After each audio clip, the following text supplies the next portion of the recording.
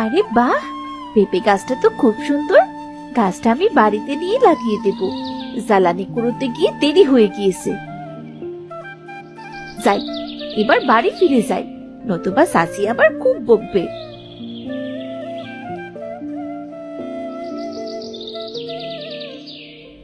মহারানীর কি এখন আসার সময় হলো?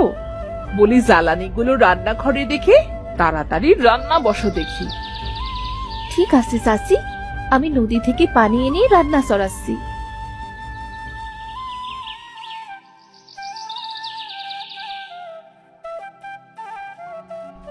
চাচা চাচি তো এখন বাড়িতে নেই। আমি পেঁপে গাছটা এক্ষুনি লাগিয়ে ফেলি। রূপা সবার চোখের আড়ালে যে পেঁপে গাছটা তার বাগানে লাগিয়ে দেয়। ঠিক সে সময় রূপার চাচা রূপাকে ডাকতে শুরু করে। রূপা, এই রূপা, কোথায় তুই? আমাকে এক গ্লাস পানি দে তো, তাড়াতাড়ি আয়। এই নাও চাচা, তোমার পানি। বলি, সারাদিন তোকে দেখি বসে বসে আরাম করতে, কখনো যদি একটু কাজের কথা বলি তবে তুই 10 ঘন্টা লাগিয়ে দিবি। তোর কাজ কি একটুও ভালো লাগে না? চাচা, আর এমনটা হবে না। আমি সব কাজ তাড়াতাড়ি করার চেষ্টা করব। তোকে না বলেছিলাম রান্না চড়াতে, সেটা না করে ঘুরে বেড়াচ্ছিস। বলি বাকি কাজ করবি কখন? মিনার কথা শুনে রূপা ভয়ে ভয়ে বলে, চাচি, আমি সব কাজ করে দেব। দয়া করে আমায় মেরো না চাচি, আমায় একটু সময় দাও। আসলে নদীতে অনেক ভিড় ছিল, তাই পানি আনতে দেরি হয়ে গেছে চাচি। তোকে আজ কিচ্ছু বললাম না। রান্না শেষে রান্নাঘরের সব বাসনপত্র পরিষ্কার করবি। তারপর বাজার থেকে তোর চাচা যে মাংস এনেছে সেগুলো তাড়াতাড়ি কেটে ফেলবি। আর হ্যাঁ, দুপুরের খাবার তুই পাবি না আজ। আজ কাজ শেষ হলে শুধু পানি খেয়ে থাকবি, এটাই তোর শাস্তি।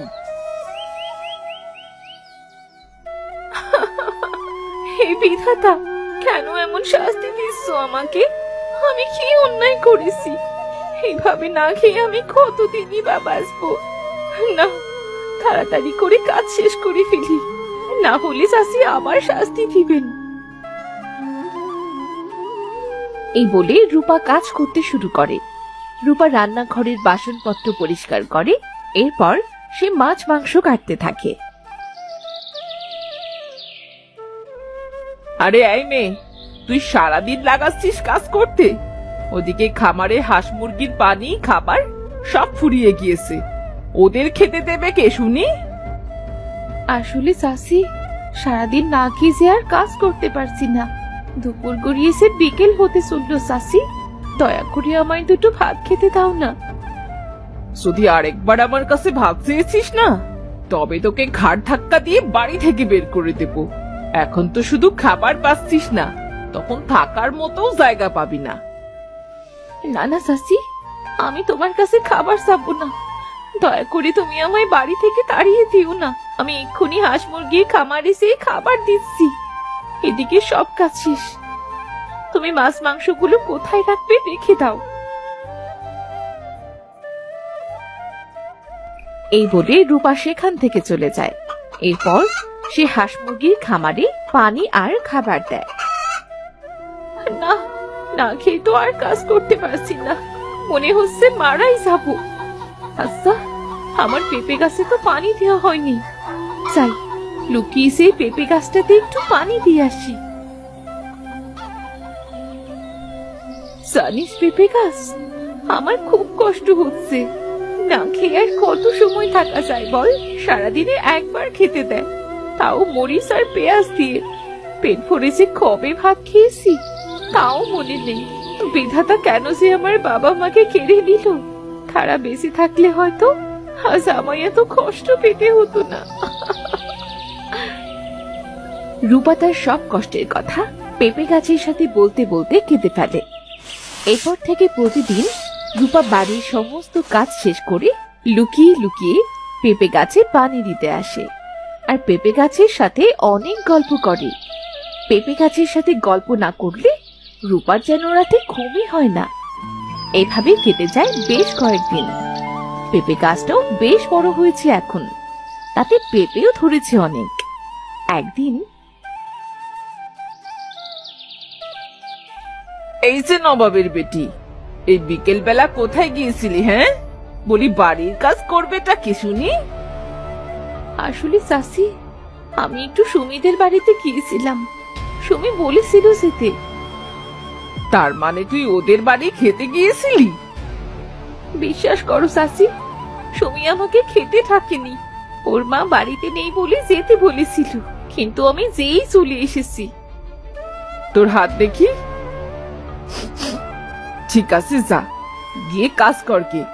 শোন, আজ রাতেও তুই খাবার পাবি না।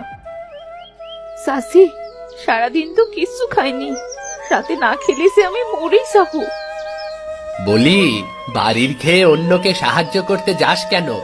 এদিকে বাড়ির সব কাজ পড়ে আছে। বলি, এই নে রূপা, এই ঘাসগুলো তাড়াতাড়ি কেটে গরুকে খেতে দে তো। আমি এক্ষুনি কেটে দিচ্ছি চাচা। মা, ও মা, ওই দেখো তো, আম গাছটাতে কত বড় একটা আম। ওই আমটা আমি খাবো মা। আম তো একেবারে ওপরে, ওখানে উঠলে আমি পড়ে যাব, আমি পারবো না।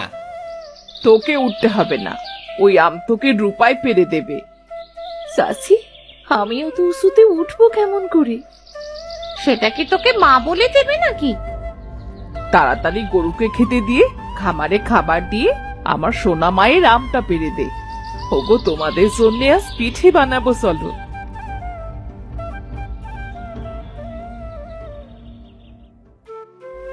বিধাতা, তুমি দেখো যেন না পড়ে যায়। বাবা মা কেন যে চলে গেল আমায়